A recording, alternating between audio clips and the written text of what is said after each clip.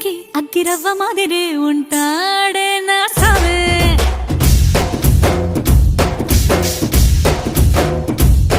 మెత్తాని పత్తి పువ్వుల మరే సంటో